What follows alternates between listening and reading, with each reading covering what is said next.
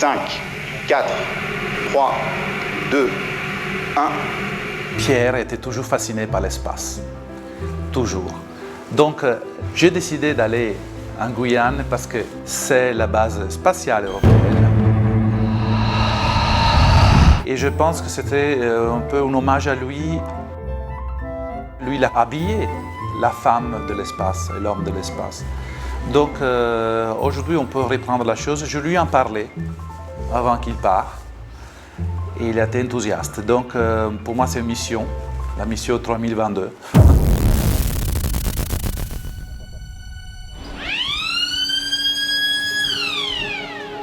Quand on est là, on voit la dimension et surtout les masses mises en jeu. Le côté scientifique, surtout pointu comme dans l'échelle spatiale, ça me nourrit beaucoup parce que ce sont deux mondes complètement différents apparemment et les deux, une fois qu'ils se rencontrent, s'étonnent l'un de l'autre. L'étonnement est important pour créer.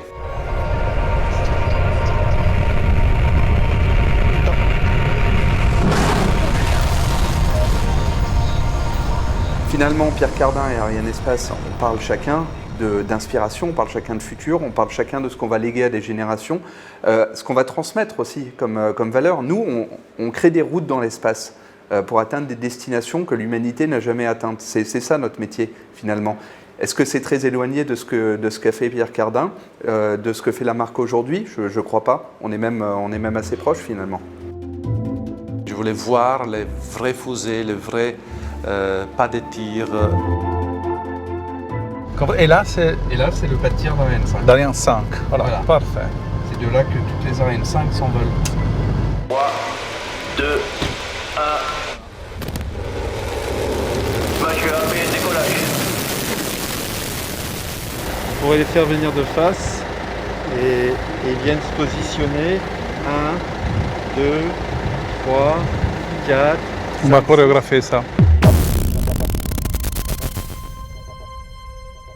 Les cloches Pierre Cardin sont toujours avec le rond.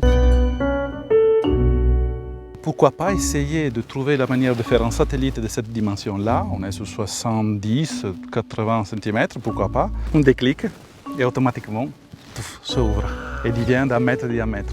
Ça pourrait même sortir de couleurs différentes en ouvrant, parce qu'elles sont cachées avant et après ils sortent. En plus, c'est un vrai lien avec la technologie qui est utilisée dans l'espacial, puisque le vêtement qu'on va porter dans l'espace va s'adapter à la fonction finale. C'est-à-dire qu'un vêtement va pouvoir être plus étroit dans le vaisseau, parce qu'il y a peu de place, et puis prendre de l'ampleur, parce qu'il faut déployer une couche thermique, par exemple, une fois arrivé sur une planète ou une fois arrivé sur un corps. Donc ça a tout à fait du sens.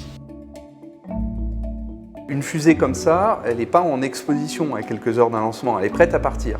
Il y a tout un cycle de check-up, de contrôle qui l'amène au lancement, qui font que la veille, elle est prête à partir en fait. Donc amener une équipe comme celle de Pierre Cardin au pied de ce lanceur, c'est amener une équipe au pied d'une centrale nucléaire en état de fonctionnement.